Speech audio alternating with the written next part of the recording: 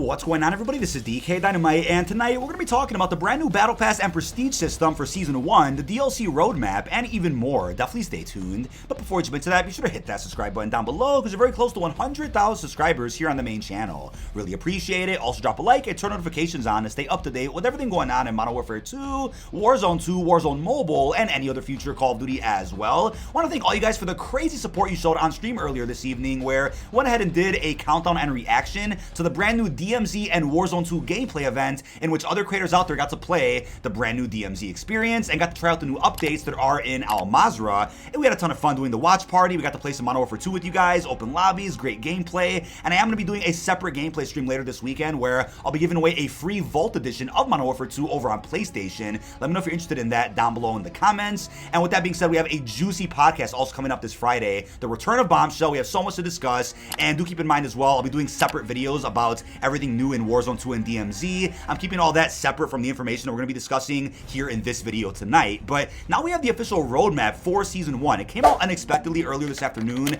at about 12 o'clock Central. Didn't expect to see this until early next week along with the trailer for the season, but today they went all out with the roadmap. We got a big blog post and even some new gameplay, of course, from Warzone 2 and DMZ. But on the roadmap, we of course have Zeus front and center, our brand new operator and the focus of the season. Not sure who he is just yet. I'm sure we'll know more about him with the upcoming cinematic cutscene. On the left, Warzone 2.0, a lot of spaces were taken up by Warzone 2. Al Mazrah, DMZ, we have the new Gulag, vehicles, new game features like aquatic combat, circle collapse, proximity chat, new buy stations, a third-person playlist even, and even interrogation for Battle Royale. Then for Modern Warfare 2 specifically, the base game, we have new maps, Shipment and Shoothouse, and then we have the Raids experience coming during Reloaded, a new Spec Ops mission, and of course the CDL Mosh Pit developed by Treyarch. Got a glimpse of the new Battle Pass there, as you can see, a brand new system for it. We have our Zeus operator, the Battle Pass weapons themselves, our limited time FC event, where we'll be getting operators like Messi, Pogba, and Neymar Jr. And towards the bottom, we have some other weapons separate from the Battle Pass,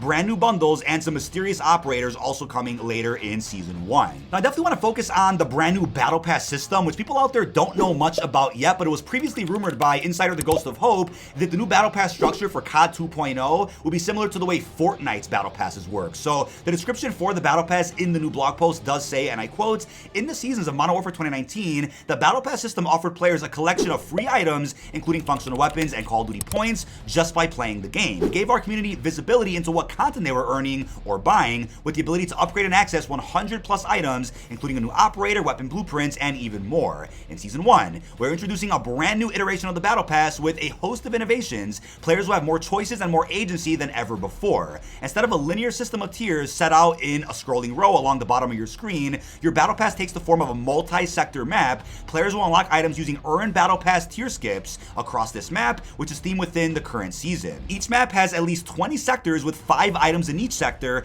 Tokens can be used to either unlock adjacent sectors or earn more items within an unlocked sector. Essentially, these tokens can be used to unlock specific items from the Battle Pass at your own pace, whether it is a new free functional weapon or a cool new operator skin. You have control over what gets unlocked earlier on the road to 100% map completion. Are you looking for a particularly impressive operator skin, weapon blueprints, or one of the new free weapons? Well, pick the appropriate sector and start acquiring tokens to unlock those items. Check back next week to see the new Battle Pass in detail." Now, I'm assuming to get the Battle Pass tokens, it'll be as simple as maybe doing challenges or just burning time in game like we're accustomed to. Then you can redeem those tokens for the items of your choice. So it eliminates a problem that I think has been existent for the past couple of years of Call of Duty Battle Passes, where if you want to get to a certain item, you just have to either buy your way up using COD points or burn in-game time to get through all those tiers. Now you can choose what gets unlocked first, and I'm totally on board with that. It's something brand new that Call of Duty has never done before, and I do think this is a smart approach to innovate on a system that so many other games already have. And you could say, oh, well, Fortnite did it first. Well, sure. I just think that doing the same system over and over again, year after year, eventually gets tiresome. And I think with Vanguard's Battle Passes,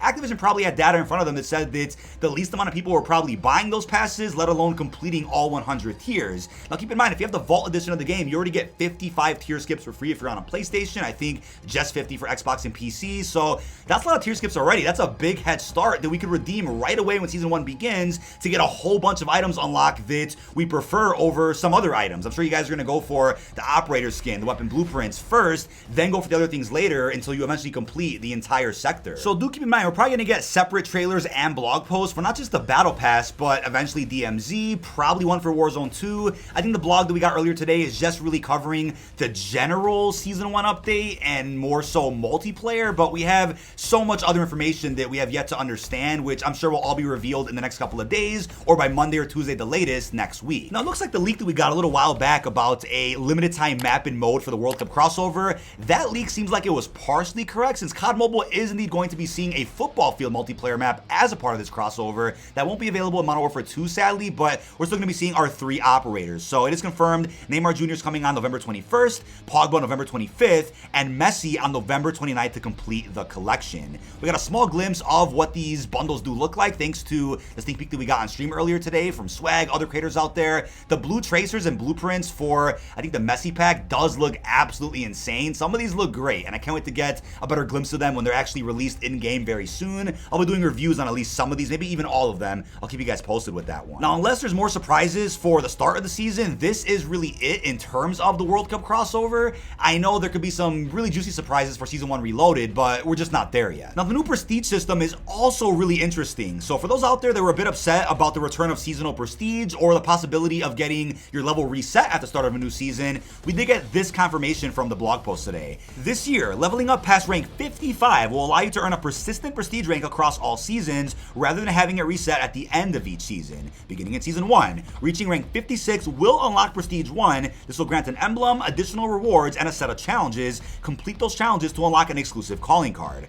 Season 1 includes 4 more Prestige ranks, which also unlock a new set of challenges and rewards. Prestige 2 unlock that rank 100, Prestige 3 rank 150, Prestige 4 rank 200, and then Prestige 5 unlock that rank 250 and has a level cap until the end of Season 1. So I'm really happy with this because it's similar to the way Cold War released, where Cold War came out with no Prestige at all, but Season 1 added in 3 Prestiges, then every season after that added in 4 more, bringing us to a total of 27 Prestiges by the end of Season 6 for that game's life cycle. But this game came out with no Prestiges and is adding in 5 in the first season, and then it will just keep going up from there, which is really exciting. There won't be a level reset when Season 2 begins in maybe late January, early February, which is great news for all involved. Now, as they wrote at the end here, players can continue ranking up from wherever they ended up on Prestige ranks. This allows players who may not have enough time to reach the level cap in later seasons, while also not resetting the progress of anyone who reached the max rank during that season as well. We also have a glimpse of what looks like the emblems being animated in a lobby. We saw a sneak peek of this during the gameplay review earlier today for DMZ and Warzone 2. Some players were different ranks. I think it was just completely random, but we got to see animated Prestige icons next to all their names, which was really cool to see. So another form of innovation on top of what was an outdated seasonal Prestige system that I think was still better than the old Prestige system, but needed some grand improvement. Now, it was also confirmed that the Tier 1 hardcore mode will be available at the start of Season 1, but for those out there looking for combat records or a barracks tab, that is still coming in Season 1, but not at the start. So it might just be a hotfix a couple weeks after the season begins, could be an update for Season 1 Reloaded or something that comes out right before Season 1 ends. It's coming, and it's definitely confirmed. It's just a matter of time with when that's going to come out. And I know you guys are probably upset about this. It should have been in the game day one. I understand that, but I'd much rather have the other new elements of the game polished before something like a combat record or a barracks tab, which to me, I just personally don't care about. Now, I love the confirmation that we're getting Shoot the Ship 2 by the end of Season 1. The reason why it's the end of Season 1 is because only Shoothouse is coming out when the season begins. Shipment won't be coming out until later in Season 1, probably Reloaded or some point before or after that. We're not sure on the exact release date of that one yet, but we've got a new glimpse of both of these remasters, and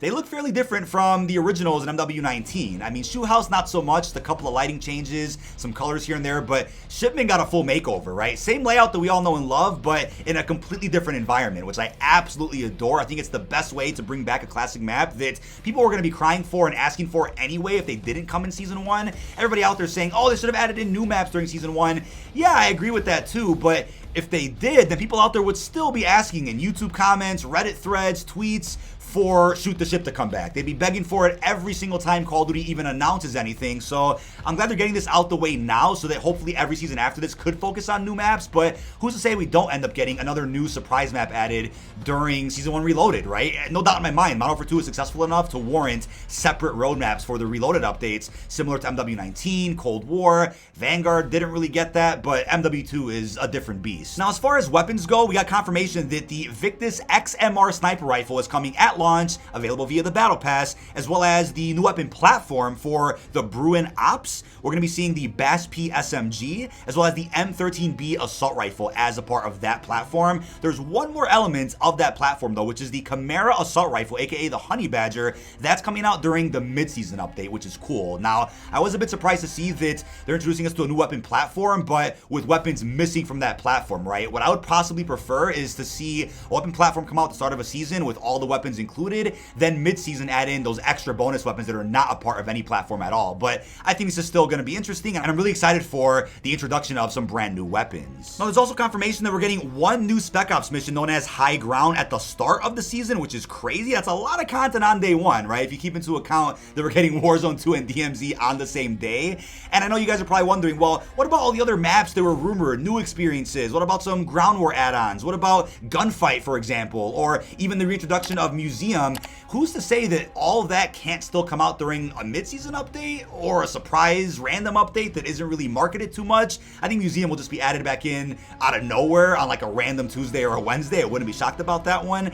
But the fact that so much content has been leaked for this game, we talked about more of that earlier this morning in regards to upcoming maps, that just tells you they're ahead of schedule, and so many maps are either going to be surprise dropped as a reloaded update or are already on deck ready to go for Season 2 and beyond. Season 1 is already packed as it is with so much that I'd much rather save all that other juicy stuff for future seasons when the spotlight's not being taken over by the introduction of Warzone 2 and something as big as DMZ. So I'm personally okay with that. Now, last and definitely not least, for those out there that are a fan of the Oni Operator exclusive to PlayStation, it was confirmed that PS Plus members will get an exclusive combat pack for Season 1, and it's a new skin for the Oni Operator, which is really interesting. So I wonder if the approach this year for PS Plus packs is to only add in skins for just that character alone, Oni. I think that's fine. I mean, he's going to be released for Xbox and PC. I think it's the end of October of 2023, but this is still better than them locking an entire mode buying PlayStation exclusivity. I'd much rather see this happen, right? I know it's hypocritical with the way Sony was complaining lately about how damaging the Microsoft acquisition could be for Call of Duty, but I think this is still the best possible scenario if exclusivity has to exist at all. But that is about it. This has been dkdynamite. Leave our thoughts down below in the comment section. What are your thoughts on the brand new Battle Pass and Prestige system coming in Season 1? How are you feeling about the DLC roadmap for the first season? And also, what are your thoughts on everything else we discussed? Really hope you've enjoyed, and peace out, everybody.